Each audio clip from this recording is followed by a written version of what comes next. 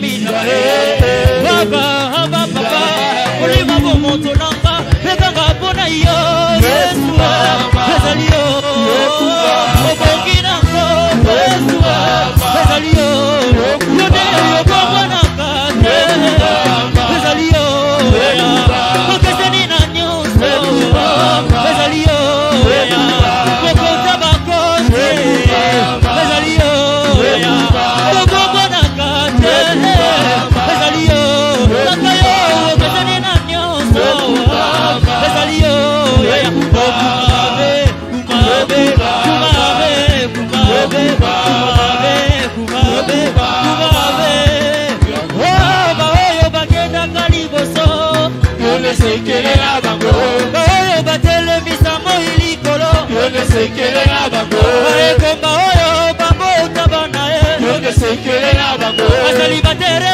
oyo balata lopete yone sekele na bango kongo ya Yesu koma yanga pesekele kongo ya Yesu koma yanga pesekele toyeba sekele yanga sekele toyeba sekele libota na sekele mabongo na sekele ya bana na sekele ya nyoso na sekele ya nyoso na sekele baoyo bagenda kaliboso sekele na bango baekomba oyo babota bana sekele na bango koko baselibatero oyo balata lopete sekele na bango bashomere oyo basape misara sekele na bango koko oyo batelemisa moilikolo sekele na bango kongo ya Yesu koma yanga pesekele na beleri ya Yesu koma yanga pesekele toyemba sekele yanga sekele toyemba sekele ya nyonso na sekele mabongo na sekele reprise na nyonso na kosala sekele yanga sekele on y va allez bougez bougez bougez bougez bougez bougez bougez bougez bougez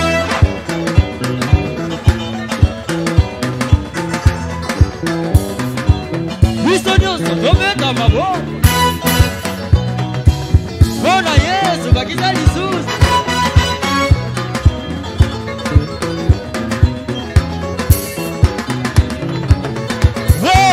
oyo bagenda kaliboso yone sekele na bango oyo babomba integrité yone sekele na bango oyo batelemisa moilikolo yone sekele na bango baekomba oyo babota mapasa yone sekele na bango bongo ya Yesu bongo ya kape sekele bongo ya Yesu toyeba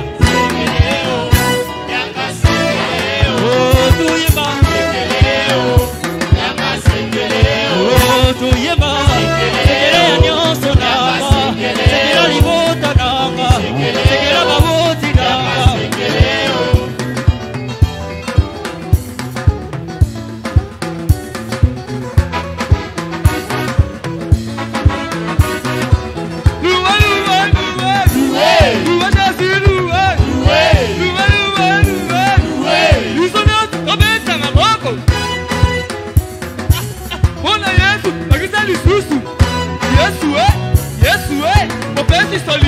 Yesu obesi elonga Yesu bolongo lisoni Yesu obesi libala Yesu isonyo kobeta maboko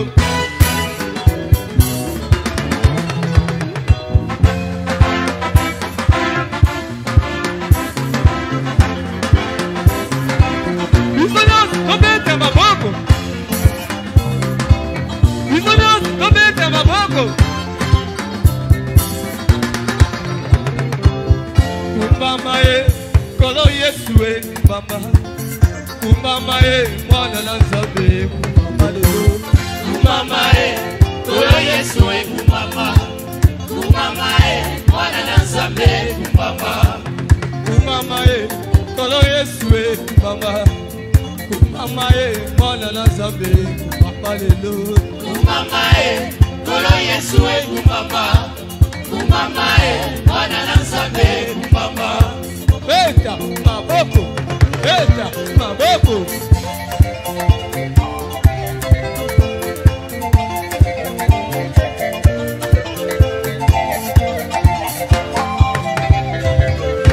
Wanabonaki likambo ya kokambo, abonaki na eboniselo. Bato batelemi baza kosambisama na buku oyo yabo. Nakokende na lola kokutana masi ya mobingi se lokola na lokoleli ya tebeki. Nakokende na ngana lola wayi nakoboya te. Nakokende na lola kokutane masi ya mobingi se lokola na lokoleli ya tebeki. Nakokende na ngana lola.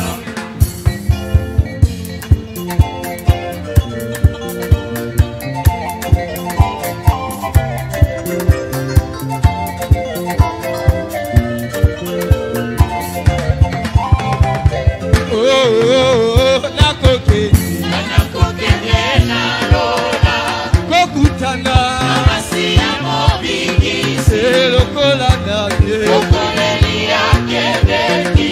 Nakokende na ngana lola. Kolo Zambe na kuya Kolo Zambe toyembeli yo lelo. Kolo Zambe lokumu ezonga na yo. Kolo Zambe na kuya papa nanga na yembeli yo lelo. Papa nanga na kumisi yo lelo. Yemba Zambe malamu. Yemba Zambe bolingo. Na yembeli mokonzi Zambe nangaye. Alleluia. Alleluia. Kembo kembo Hosanna Yahweh. Kembo kembo Hosanna na yembeli mokonzi Zambe nangaye. Alleluia. Alleluia. Kembo kembo Hosanna Yahweh. Kembo kembo Hosanna Eli bara yangai na Yesu inosuke.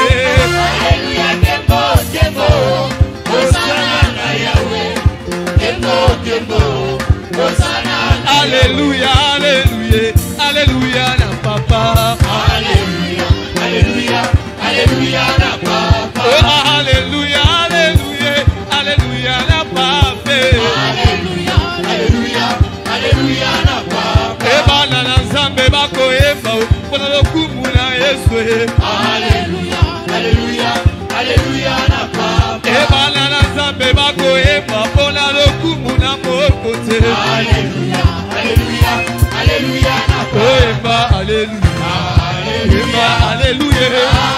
Ema alleluia. Ema alleluia. Alleluia. Alleluia. Ema alleluia. Ema alleluia. Ema alleluia. Ema alleluia. Ema alleluia.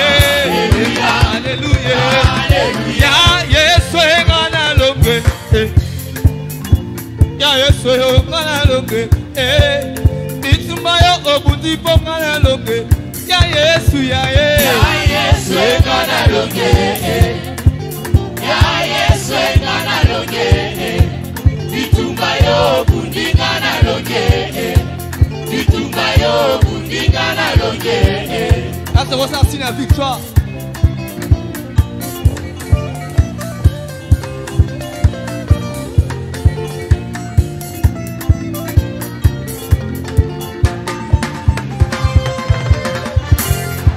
Ya Yesu ngana longe.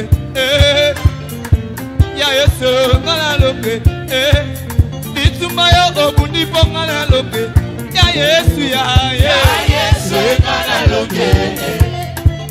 Ya Yesu ngana longe. Itumbayo obundi ngana longe. Itumbayo obundi ngana longe.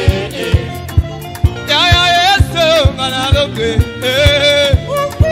Ya Yesu ngana longe. Itumbayo obundi ngana longe. Ya Yesu ya Yesu ngana longe. Ya Yesu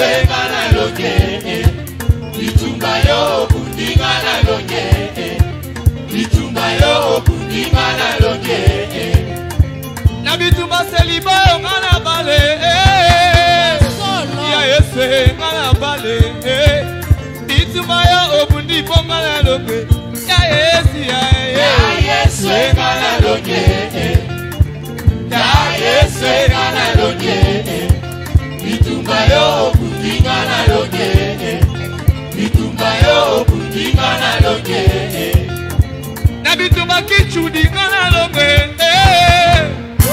ya Yesu ngala loke bitumba yo obundi bongala loke ya Yesu ngala loke ya Yesu ngala loke bitumba yo obundi ngala loke bitumba yo obundi ngala loke osane mama shakiwa lo yembe ya Yesu osane ya yana ngana yembe yo osane ya yana ngana yembe yo osane ya yana ngana yembe yo osane mama mabeta bobeta milolo osane ya yana ngana yembe yo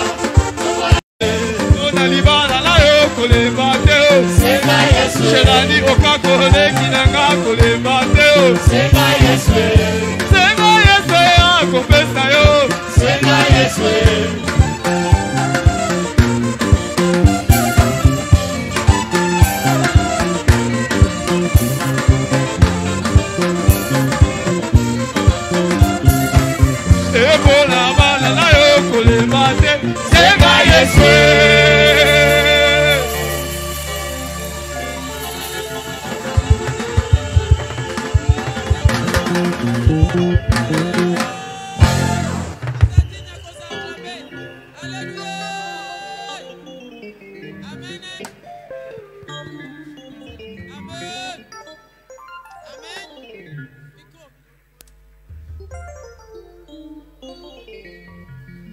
Alléluia. Bato abomo ibazali awa. Ah, soko salo se manifester betela nkolo milolo. Azana bomoy. Alléluia. Tope sinkolo merci. Alléluia. Hey. Alléluia. Wanto comme natango na biso la parole. Tele merci kozali. Basali na nzambe zo mériter double honneur. Ndeko afandi telemi to zela yo. To bondeli. Kolo merci na grâce accordée biso la dimanche alléluia. Baba kufi bakoki ko tombolo te nzambe. Biso aussi grâce na tongo le yon to pesi sous merci. To comme na tango kitoko le bana nzambe, to lingo le bela biso Seigneur. C'est poussé par le Saint-Esprit que les hommes ont parlé de ta part Jésus. To lingo le bela mitema na biso nzambe. To boyi matoyi to lingi mitema na biso ndeyo kayo nzama miracle. Malba oyo za la et transmet vie na biso Seigneur. Malba oyo comme ça soit chrétien à solo. Malba oyo pousse biso na présence na yo. Malba oyo pesa so affermissement libela. Malba oyo nzambe to tika libela toko zonga. To se détourner ni na gauche ni na droite Seigneur. Nango to tika le mo umune pa ino nzambe. To bika lo ba kitoko Seigneur. Utilisez sous puissamment Yahweh. Alors bela biso de ta part parce que oyebi nzambe. Ni nango so mutema ndeko na ngai nzambe oyebi. Est-ce que souci ezali oyebi? Est-ce que tourment ezali oyebi? Est-ce que kimi ezangi oyebi nzambe? Tika te parole ezala kimia, ezala maepio, ezala fongola, ezala kisi, et sa guérison, et sa élévation, tika te parole et accorde biso délivrance na kati na tongo lelo. Totonzi o peto betelo maboko po nzambe na kombo na Yesu Masiya. Alléluia. Amen. Alléluia. Natongo le Seigneur. Alors, pendant que nous appelons notre papa, le révérend apôtre Oualo Moutenga Malachi, sous nos acclamations, sous nos cris de joie, que Dieu vous bénisse.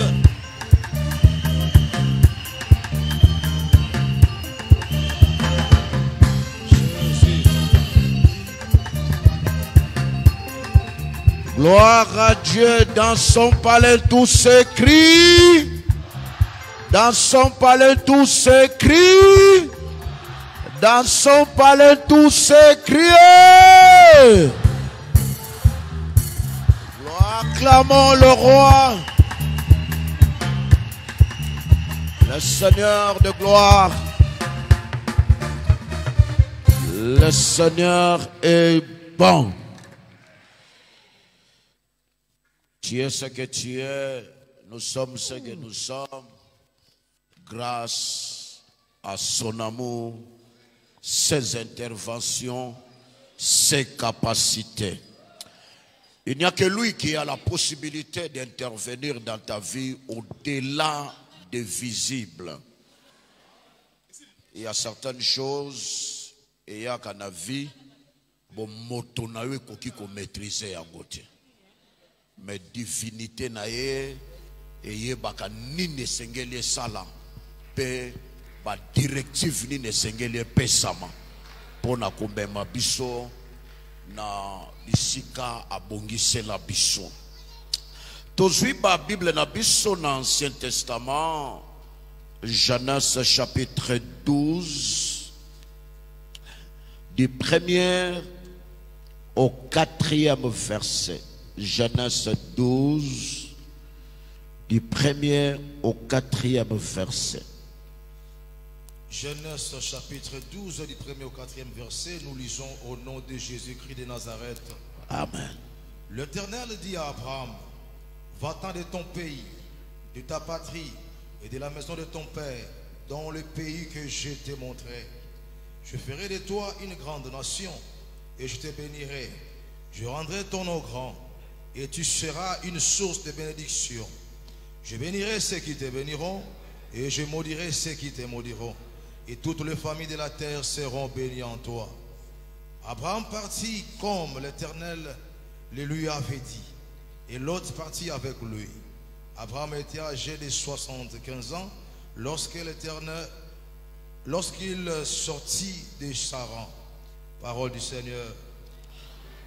Acclamons la parole de Dieu. Merci, vous pouvez regagner votre place. Malgré sa longue durée, Dieu est fidèle. C'est le thème que nous voulons partager avec vous. Malgré sa longue durée, vous pouvez commencer ce thème par 3 points. Malgré sa longue durée, Dieu est fidèle. Na lingala tokoki koloba ata eumeli tango molai nkolo aza fidèle. Malgré, je ne sais pas, réalité ni 18 ans. Passage tozotanga awaya un homme. Ce que la Bible balobela kabato bazwaka tam, bazwaki tam. Yakoselaka quelque chose de Dieu. La première personne dans la Bible mobimba, c'est Abraham. Et la Bible parle de l'Abraham, Abraham. Vous savez, tout ce que Dieu a l'habitude, Yakosala, Nzamba memaka batu na kombo oyesto concorde na vie oya lingia salela yo. Abraham azalaki na kombo Abraham te. Abraham yeko bima na signification mususu. Abraham est là qui est père de multitudes. Nano akoma qui père de multitudes te, mais kombo yaki avant. Vous savez, dans la Bible, babenga bafaya ero ba Gédéon na babunda bitumba te. Nzamba talaka biso na ndenge akokomisa biso, na ndenge akosalela biso, pe na ndenge akomemela biso. Abraham azalaki moko ya bana ya papa oyo ya basi ebele. Papa oyo lelo tokoyi kobenga avandaki na kati ya occultisme. Azalaki na banzambe ya mabe. Papa ya Abraham azalaki vraiment na relation propreté avec Dieu. Mais na kati ya batu wana oyo bazalaki na vie ya mabe, na kati ya famille ya mabe, Nzamba décidé à susciter un homme. Yangona sobotangi na Ezekiel balobi men Natali bango nyonso bazobe men je cherche parmi eux. Po Nzamba bongisa libota na yo akozwa mutu ekolo mususu te. Kaka bino bato liboto yo bobeba aponi moko alobi yonde na lingi na sale la potokota na famille. Je cherche parmi eux. Na kati ya bato yo baza ya kobeba, na kati ya famille yo eza ya mabe, nazo luka na kati na bango mutu moko ya kosalela. Et na kati ya famille Abraham, Nzamba poni Abraham. Oh, quel privilège d'être parmi les gens que Dieu a pointé à la Kisimusapi. Bongo Abraham aponami, tango aponami, tamba bandi koyebisa yenini asengeli kosala. Ayebisi d'abord longwa na ndako ya papa na yo. Âge Abraham azalaki na yango 75 ans, soki combien, soki nini. Et ça va âge mutakoyi kofande pa ba parenté. Mais Abraham azalaki pas ba parent. Nzamba ebisi fo longwa wana. Et ça na connexion mususu na ba directive mususu ya Nzambe ezaka lié na déplacement. Soki ozabi sika osengeli ozalate lipamboli pe koyiko kuta yo place wana te. Nzamba lobi na ye na kosala no boye mais longwa nalo. C'est pourquoi dans la vie il faut être très très sensible à l'endroit.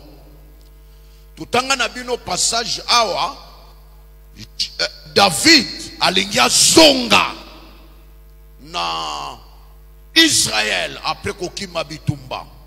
Nzamba yebisi ayibituni yemtabana yekotuna nzambe Seigneur na zonga na sikoyo abitamba lobi zonga na pays na yo. Mais deuxième question, David a posé précisément na kozonga na quartier nini. Eza na bisika mosusu, eza bisika elukaka bitumba. Eza na bisika mosusu, eza bisika oyo e provokaka trouble. Ozalaki na yo tranquille, okomi bisika wana, oke koluka o babengaka mankaka diak. Bato yo bazua ki perte na frappe na masua ou na masua na Jonas bakana kangoti. Mais ba se retrouver bisika oye sengeli bazalate. Et tant nzamba zo frapper azo ebisa bango te ke bon bino ba inosa bo longwa na tikala na Jonas. Non, d'ailleurs lisez bien la Bible. Ba ebasala ki perte makasi eza ba oyo ba ebi makambute. Le provocateur ndoki soka ke kozwa ki ndoki amiliaka te aliaka mutu ayebi makambo wana te. Jonas a provoqué makambo batu Bible lobi bazwi ba marchandise na bango ba fo na bango ya commerce ba buaki. Donc lié wana bazalaki lié ya perte. Yo kondi malefe kaka ya kokota na transport kaka ya pamba okwei osali perte ya mbongo. Et la Bible parle d'ici nzamba lingia pambola ye malobi na ye attention longwawa le déplacement. Deuxième chose, Dieu n'a pas l'habitude de nous donner précisément détail à mike d'ailleurs Abraham a tout dit mais na kenabi na kolaki so place ko kende me longwana. La bénédiction liée à l'endroit existe. Et ça na bisika mususu nzamba peso conviction ko longwa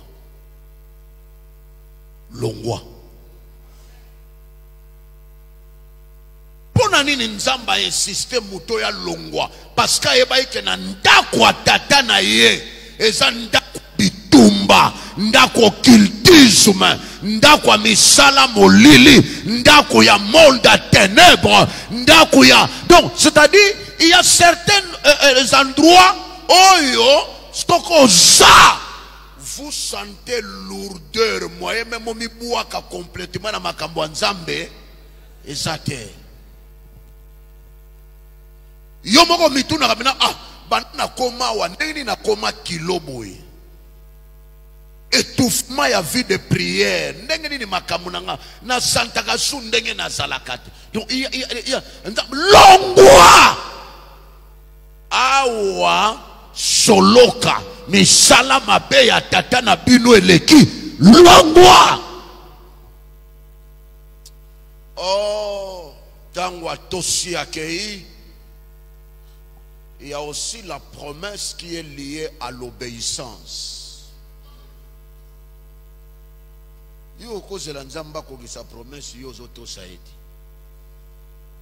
Ça ne concorde pas. Sauf qu'Abraham a fait père de multitudes. Père de multitudes. Non. Père de multitudes est lié à l'obéissance.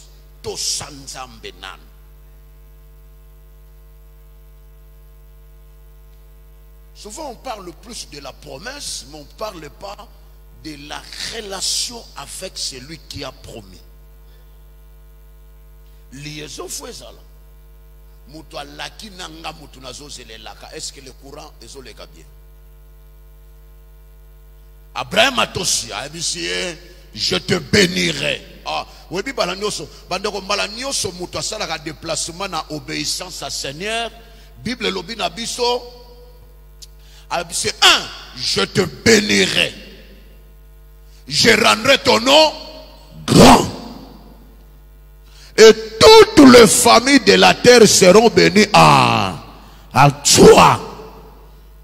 Oh, Bilaka, tu seras père de multitudes. Oh, bien-aimé, après la promesse, après ainsi dit l'Éternel, il y a des réalités où il est qui n'a vu Abraham. Et ça n'a pas tout le monde. Est-ce qu'Abraham pense à Koutanaki Nanzambe? Réponse est oui. À Koutanaki Nanzambe. Mais comment la directer? La promesse en gros est prolongée.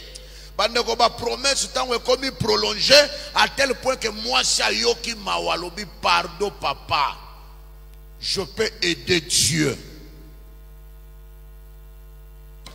Le bon voisin Nzambe basunga kaete. Nzambe basunga kaete. Batu mingi bakanisaka lobitete Abraham lokola ya yo moko balaka ke zoya te zoa Agar zoa Ismaël abota mananu en attendant la raccourci moko boy. Nzoka raccourci nyonso ezalaka source ya trouble. Moi no ya botamaki avant Isaac. Ndako Abraham ebaki ye.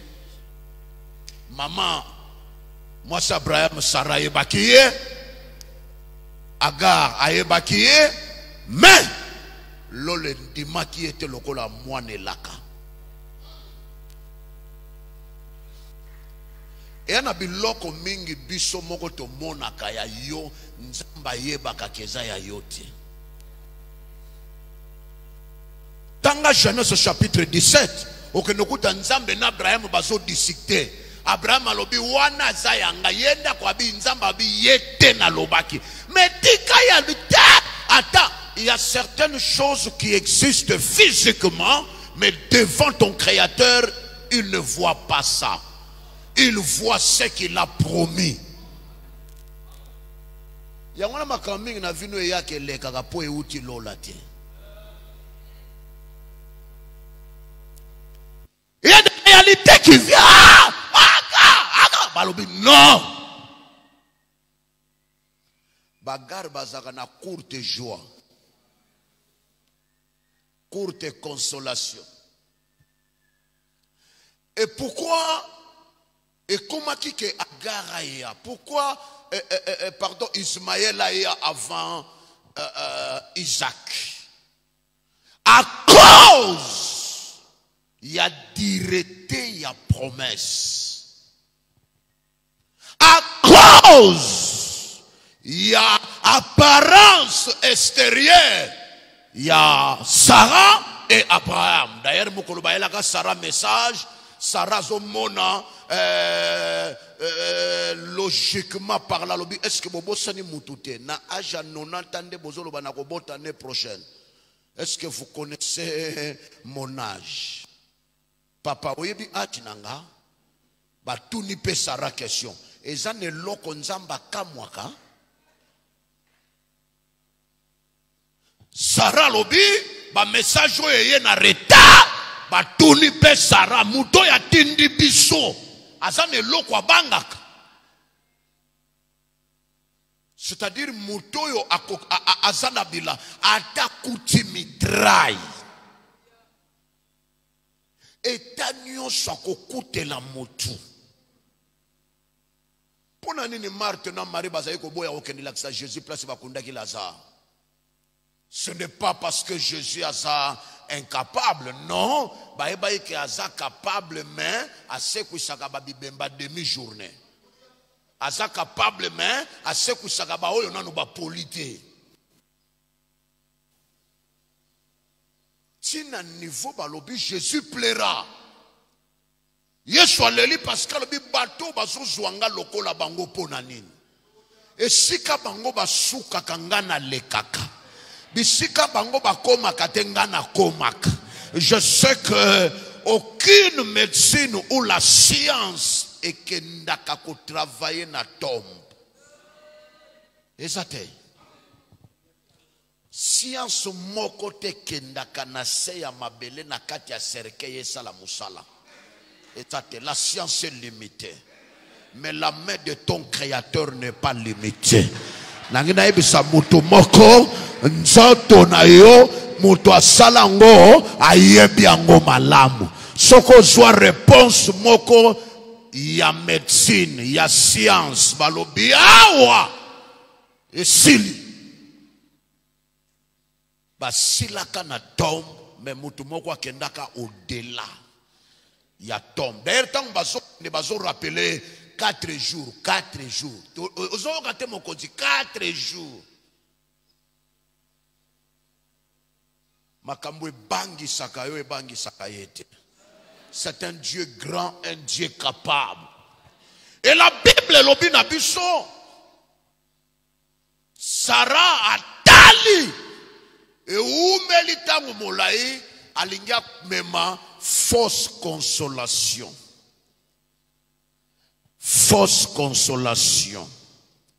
Et il y a ganango, mais ma solution stable était durable était.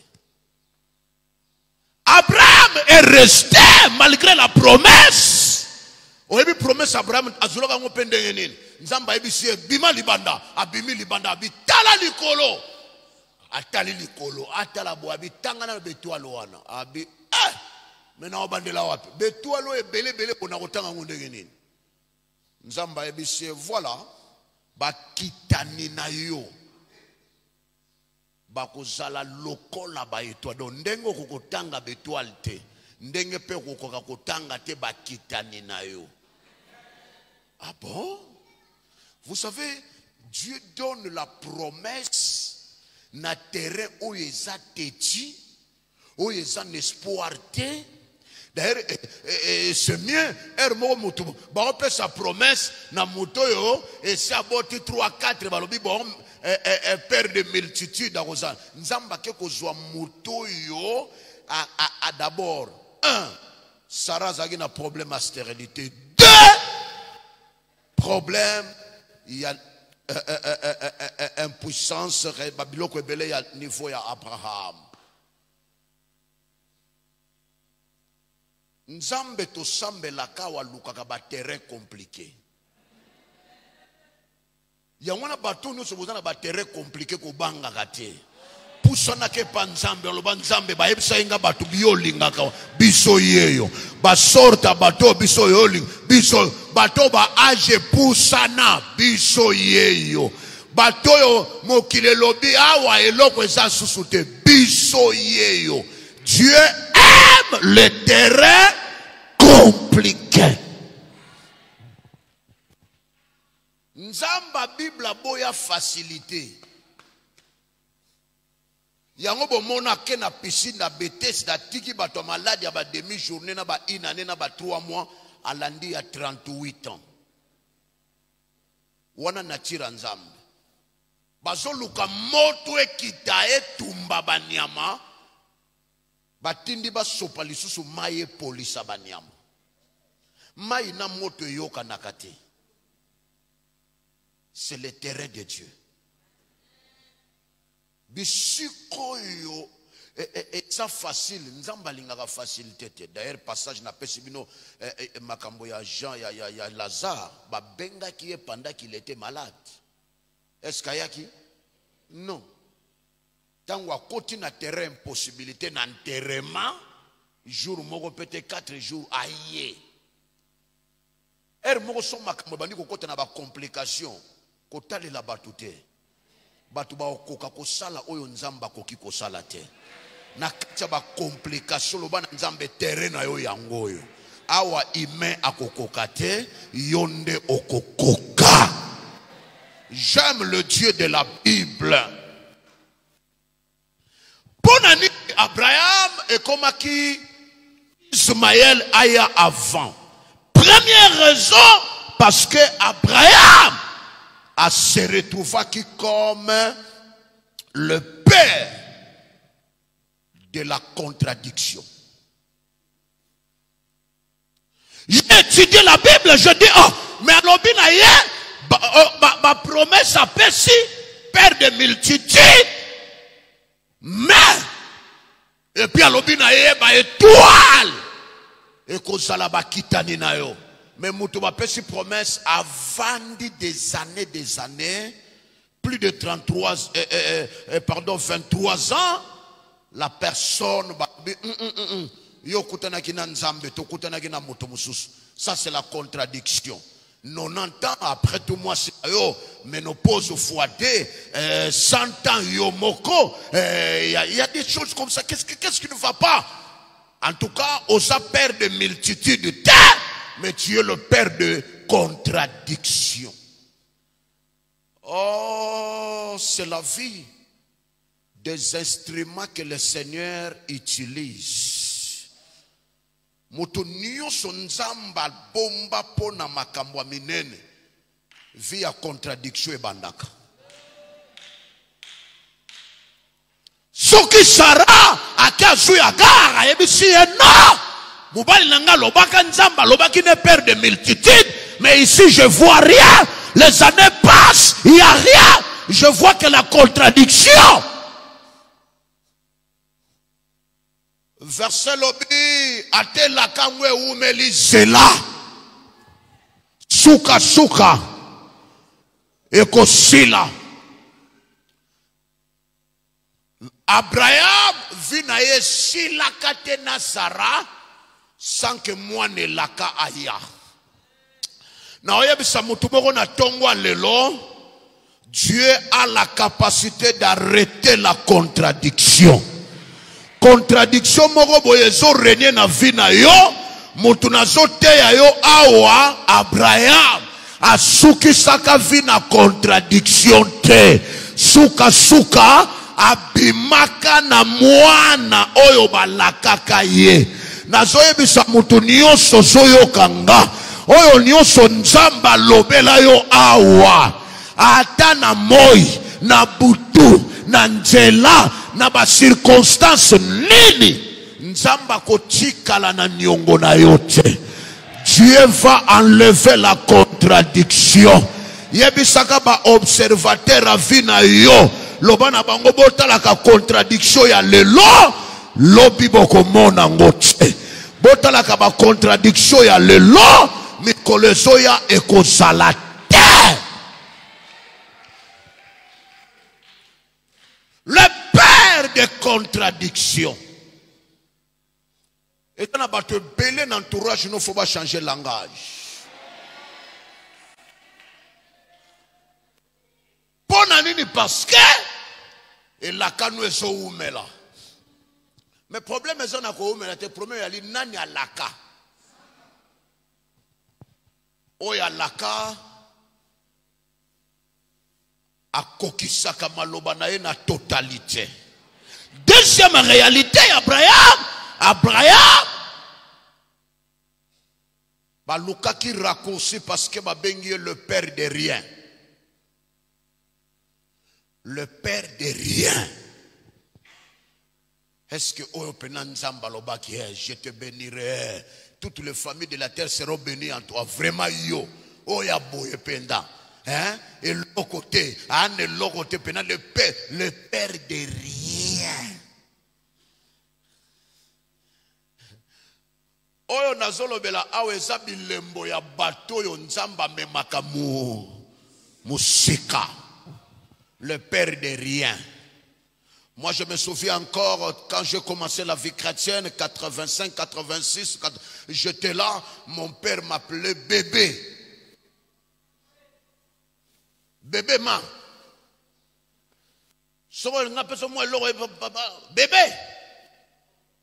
Pourquoi bébé? Parce que à ton âge, au koki kosengate. Mugosa zobenga bébé. Nazo ki petena te la bolobo kone kote nanga. Ah, ngai. Arabi oui. Logo la osimba mbongo teka ka Bible. Mais bébé, tu sais quoi ça bébé ponanga? La phrase a bouleversé ma vie. Mais oyo na salela ye bato azako benga ba mikolo. Bébé muta salela ye. Bébé. Nazoe bisayo, il y a un temps, bagobengo, il y a rien. Sert à rien. Frère à rien. D'abord, yo na famille, là on no sala kananda ko. Eloko te mama lelo. Eloko te, yo benatina no pensa nini. Na sikoyo zoye bango te memi kolo ezoya. Okoye batina ni nzamba ko tsanga na famille yo. Ah, nazoe bisa mutu moko tika babengo rien. Yaya ya rien. Mama ya rien. Leki ya rien. Abraham abenga maki père de rien. Mais la finalité, un jour, il était accompagné. Mon amour a tourné, papa, je vis le feu. Je vis, mais où est l'agneau? Aïbisier, mon fils, Dieu pourvoira.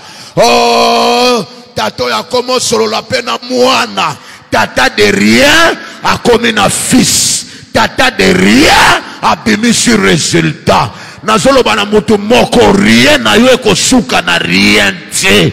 Soki lelo zana eloko te, ozana moana te, eza pona dimanche. Attention à surprise à lundi. Parce que Dieu peut susciter eloko na bisika batu bazoka nisate. C'est pourquoi Dieu ne travaille pas avec notre passé. Dieu ne travaille pas avec notre raté.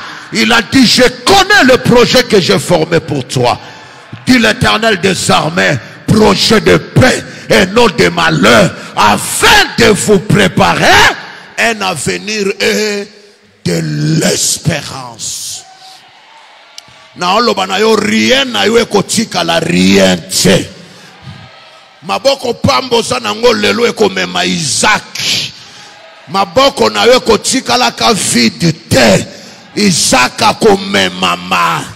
Osana libumu okobota bisika mwana vanda kanzamba pesa yo deja. Lokola kiti mwana vande la keza.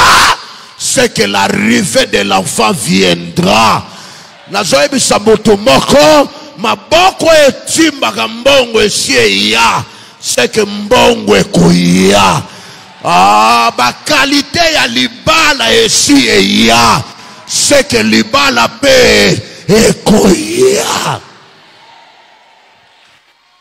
Rien ne sera pas rien. Azoleka tela tato tina ajo yazana mwana te papa de rien. Gloire à Dieu. Mais yeba kava bokutana na ye muto asala yazana barchive. Ozola na carte lecteur te. Tu as un programme au ciel.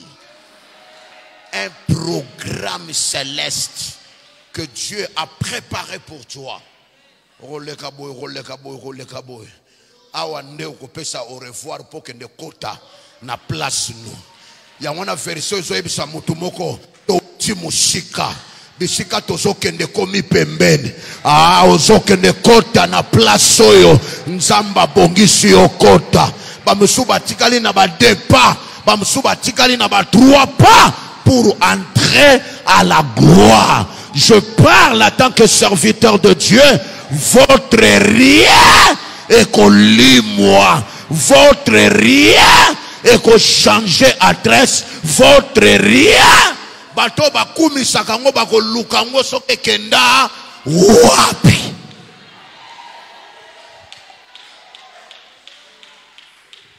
Eana makamusu na vino komi limwela yango boko.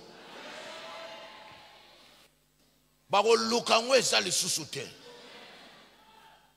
Comme Abraham, père de rien, et comme père d'Isaac. Il y a des noms où il y a sans effort. Promesse en haut, ah, ane troisième eloko epusaki bango, c'est parce que babengaki est le père de la honte. Le père de la honte. Oh, tata ya soni. Ponanini de réalité. Vous savez, na moment oyo soki nano zui mwana te posa bana batu.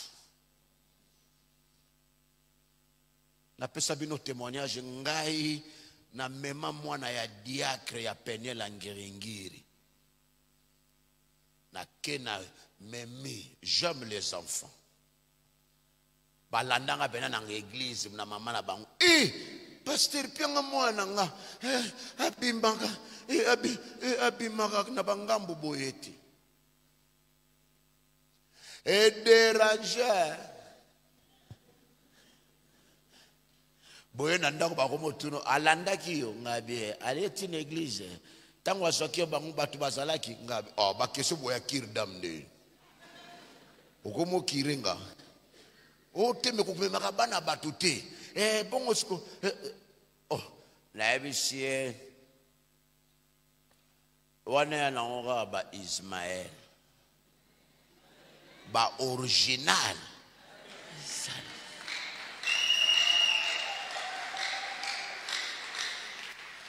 ba original ezal. C'est pour vous dire, père de la honte, en pleine réunion. Pendant que vous avez la réunion, vous avez réunion, vous avez pas, après vous avez changé.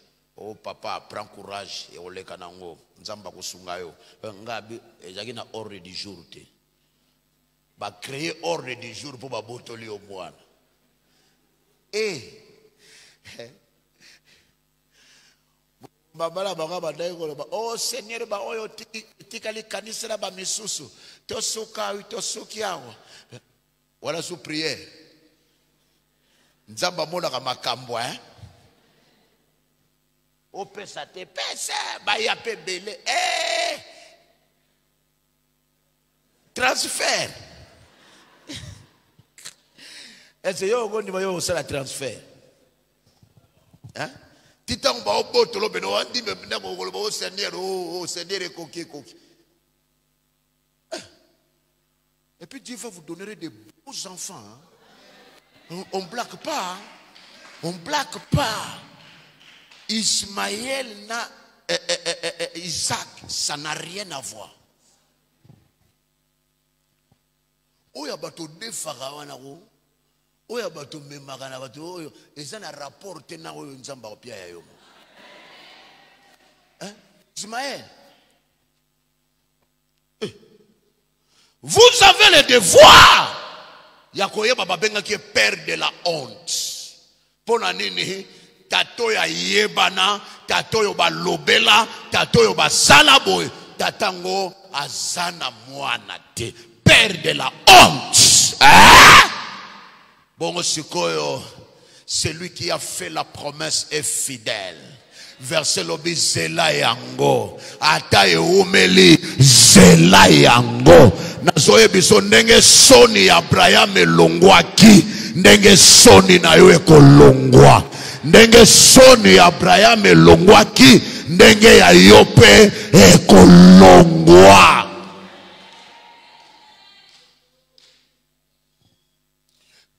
De la honte na ebisaka bino na bandimi bakomi kopekisa bato alibanda baya na saela bango prière te po na retard à 12 mois soki 10 mois ya mwana yete aya yebisinga pena na sambelaki pa na bino te me na sambelaka na sere na bino asalaki tovandaka nde lupango moko mais nangaki na kuna sengi alukelanga asengelanga rendez-vous na binanga soki pona sigenine na ebiso yo ko ibikananga abia soki wana yete yepe banda bali tisikoyo yete na ebiseka kotanga kombo na kotanga kombo asero ya pekisaki oti. Et je priais pour cette sœur totie na ba chaîne de prière na ngiringiri pam pam pam pam na mwa wana kaka azui ngamoko eri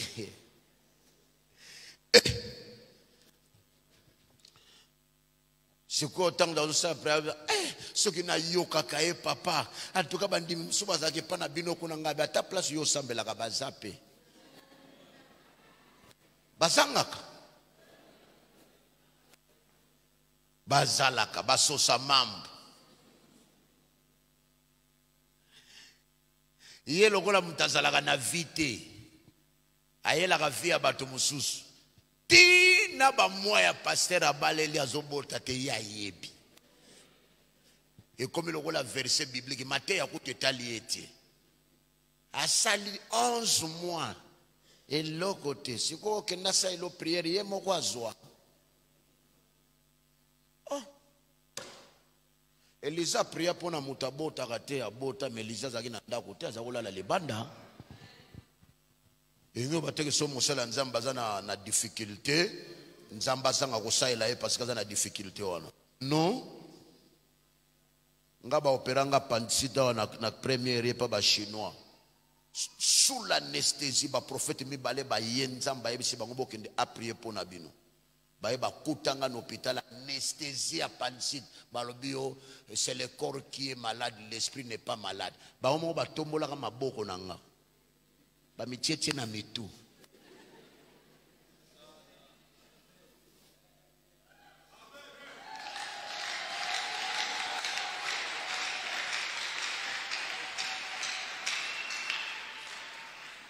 na maloba kuti nalobaka na saba anesthésie na oyeba te so nalobaka nini mina yebi ke na priaka bango moko badukanza mutu atia maboko ya moko yozoloba noka koloba ti nzamba lakisa yo osala bango prière na moment oyo yo moko anesthésie akor anesthésie pe ya ba chinois tala opportunité musu baluka barataka ngoti bayesi bango na muto nzamba tini bino ye wana ba otobi misena sado apandisi de derajaki ba bayesi bango na maman c'est le corps qui est malade l'esprit n'est pas malade l'esprit ne tombe pas malade l'onction n'est pas malade donc il y a biloko mususu fwe piko la soni nzamba ko kata soni na yote si on mona nzamba kutani na aveugle senga kabazo se manda baba ou bien nani indigent azo senga ba nzamba ebisio na peyo non même les apôtres ba sengi bango lipa pianga mbongo pianga lipa babi wana to sana ngote mais nous avons le vrai problème. Le vrai problème est là qui si miso ezanga kayo makolo ezanga kayo poko ma normal. Donc nzamba ko pese loko ye ko pikolo soni nzamba ko kata soni na yote nazo yebisa moto moko Dieu vous donnera la vraie solution. Dieu vous donnera la vraie solution. Père de la honte. Allons-moi père de la honte comme père de multitude. Abraham a été comme sous le père humilié, rabaissé, père sans personne, sans enfant. Père, bakombo nyonso ya mabe elandaki tatoyo. À tel point que moi si ayokeli mawa.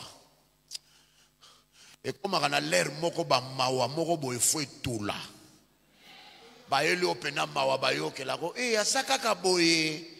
Batuni yo kiteke samedi ezalaki mukolo na ye abalaki. Ya solo ayena mawa na ye comme d'habitude.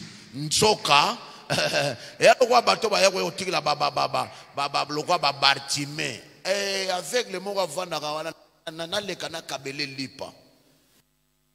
Aigle mo comment ça na boulangerie. Dieu traitera le vrai problème de ta vie. Dieu traitera le vrai problème de la vie. Et Dieu va vous donner ce qu'il faut. Après, notez cette phrase, après, ridicule c'est la gloire. Bakombo nyonso na lobi ba bengaki Abraham, ezaki bakombo ya ridicule. Après ridicule, c'est la gloire. Moutoko sayote, après ridicule, c'est la gloire. Oya zalaki tata ya soni, tata ya humiliation, tata rabaissé, tata humilié, tata de rien. Et comme ma père de la foi. Le père de la foi.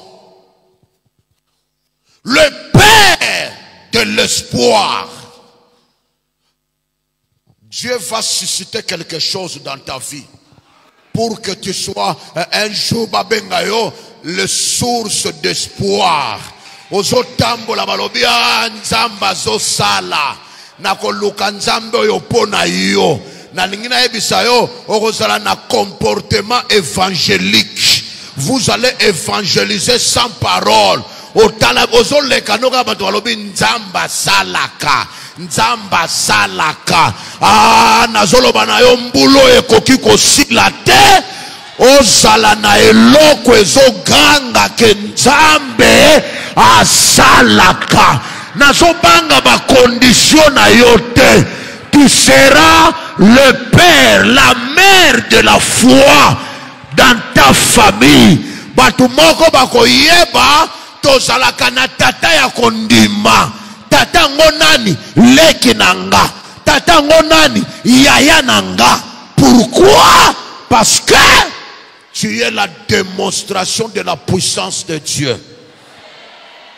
L'obéla voisin, je serai le père de la foi, la mère de la foi dans mon quartier, dans ma maison, dans ma famille.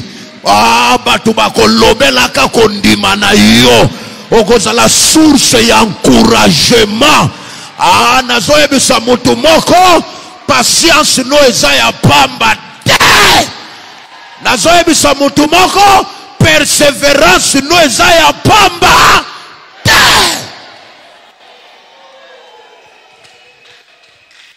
Père de la foi. Okolobelo kote osimbi kaka bana no bozo tambola. Wapi grâce. Merveille aza wapi. Tango yo tuna bana na yo masolo peso betama. Azwe bele mbala moko boye. Nzambe oyo. Asambela ka wapi yo. Bazo beto kara lelo, bazo s'intéresser na yo te. Tu seras une source d'encouragement.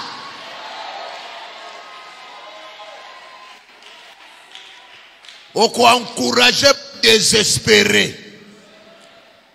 Père de la foi. Ce qui l'a bien dit qui Abraham le lo faisait là yo. Batba retourna na famille ba mituka boye ko uta wapi. Eko uta wapi na famille. L'homme ne par le nom de la famille, mais par la foi. Verset l'obé, tout est possible à celui qui croit. Si tu crois, tu verras la gloire de Dieu. Deuxième appellation et élévation, c'est le Père élevé. Comment qui kobenga Abraham Père élevé. tata tombwama. Oh, tika bayebe la konzambe. Po mikolezo ya bayeba source nango c'est Dieu. Tika bayebe la kayolo sambo. Po mikolezo ya. Koyoka kasoni te ko yebisa bango na ke prière. Na ke prière. Na ke prière. Po ezana bantu mususu tango nzamba zo pesa bakomo lukula ngo adresse mususu. Te. Biso to alokwa ba Pierre aki irionu. To kende pa nani. Père élevé. Na famille na bino fo bambaka après ba kombo. Comment nan? Oh, comment na Muntsenge élevé. Mambweni élevé. Mukinai élevé. Bamokiki élevé. Donc, tant bazo benye père élevé, c'est-à-dire sciatique ridicule, et sciatique contradiction, et sciatique na oye biso marche au sala kananzambe moko na moko lozotika quelque chose, ozotika quelque chose, ozotika quelque chose, ozokende te pour lela, mais ozokende pour récolter, ozokende te pour kauka, ozokende pour osepela. Le Père, Babenga qui est le Père du Fils de la promesse. Le Père du Fils de la promesse. Pour la nini babimisi kombona bimitango elake kokisami. Mutu nyuso ya lukaka nzamba zalaka na grossesse à promesse. Mutoko sa osaka na grossesse à promesse. Moko via ngunde ngwana biso vi chrétien ya nde ngwana. Moi nzalo bengi muta 5 glace. 5 glace. Pesa wana kichata mutemo. Meli. Nzoka na ridicule wana ozana grossesse. Ozotambola. Siko yosuko landi libanda. Okanisi nyoso eza logique. Non, tout n'est pas logique.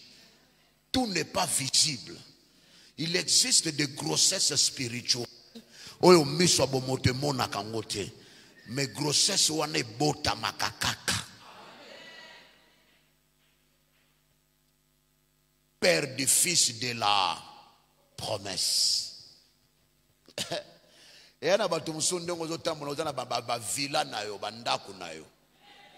Otambola kanango. Ezalaka ya koluka te.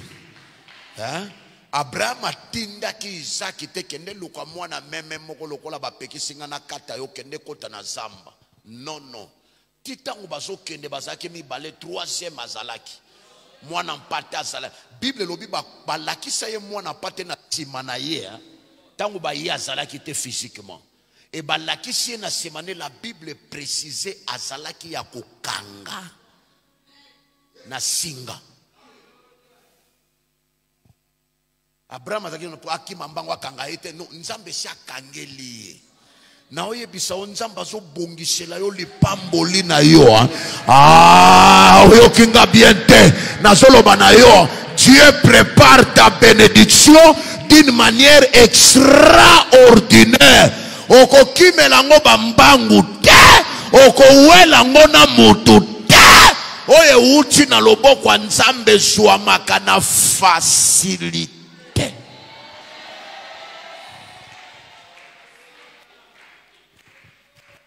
Père du Fils de la promesse. Tangazo kenebabi, ate umela kisuka suka simbiye. Ate umela kisuka suka zuyango. Nazoye bisayo promesse moko mema eza lokola grossesse. Bamsusi bokoti 9e mois. Etika ina mikolo ya kotanga. Bamisusu botika ina ba semaine. Bamsu botika ina ba jour. Bamsu botika ina ba zer. Bamsu botika ina ba minute. Oh, Nzambo activaka la réalisation. Activez cette réalisation. Mutuke ba noter maliboso le pont na yo ba mutuka ya mwane laka. Yemsanga bango, chaque chose a son. Il y a un temps de la promesse que Dieu a parlé. Il y a un temps de la patience. Il y a aussi le temps de saisir, de toucher. Verset l'objet, croyez que vous l'avez reçu et vous le verrez s'accomplir.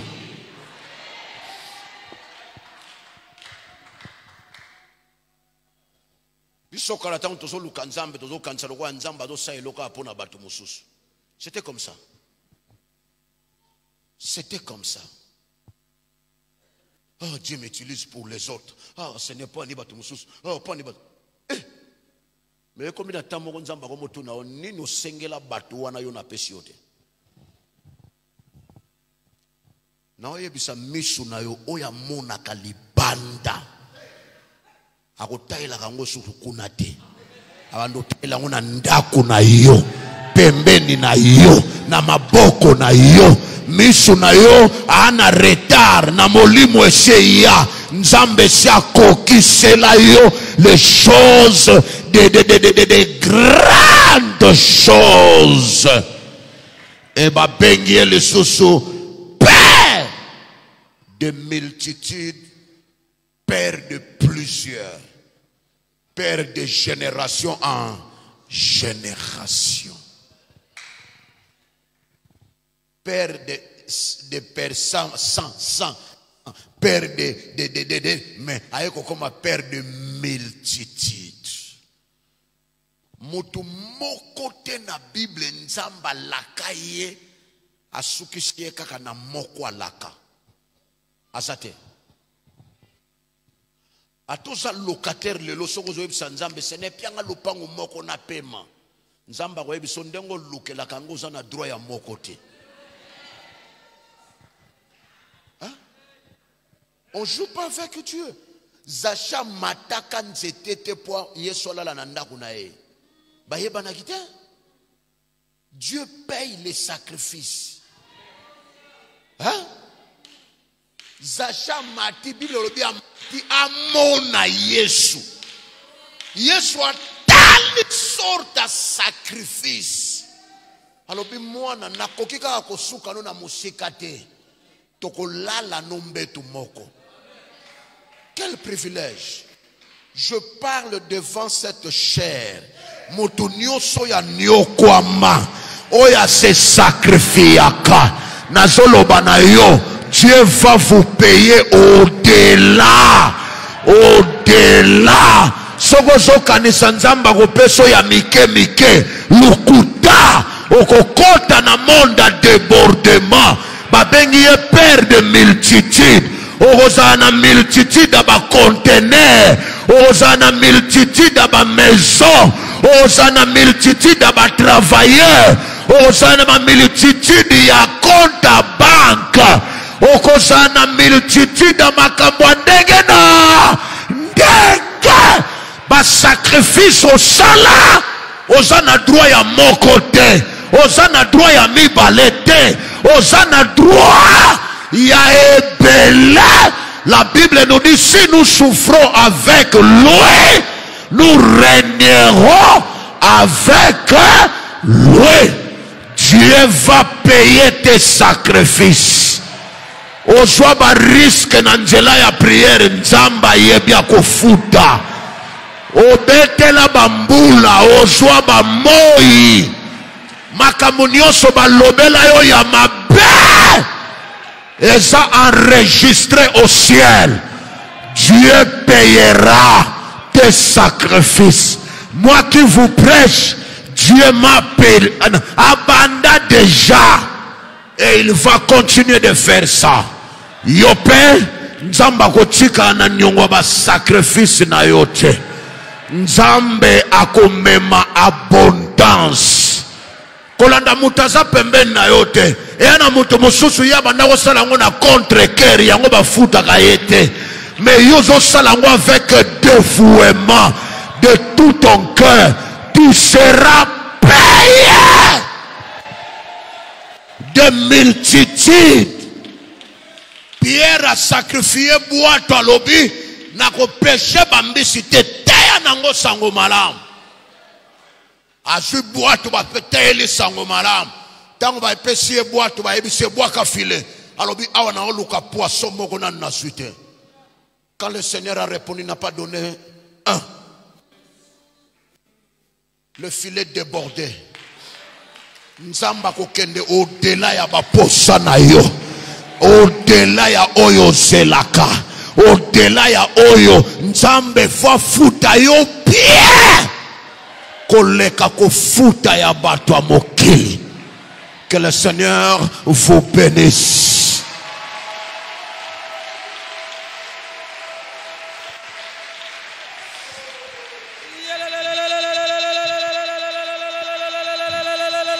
J'ai besoin de déclarer pour quelqu'un ce matin. Tombola maboko likolo. Ba sacrifice ne kokende pamba te. Bando bengo mère de multitude. Azana ngokoto na rond-point, azana ngokoto na Gombe, azana koto na Matete, azana ngokoto na Monga Fula, anango na Paris, anango na États-Unis, azana okozana ba représentant partout. Multitude. Tombola maboko likolo. Jésus. Lobana nzambe fidélité no eganga na vinanga. Alléluia. Et oumeli, mais le temps est arrivé. Jésus. Romé lobina uti musika na komi pembeni. Amen.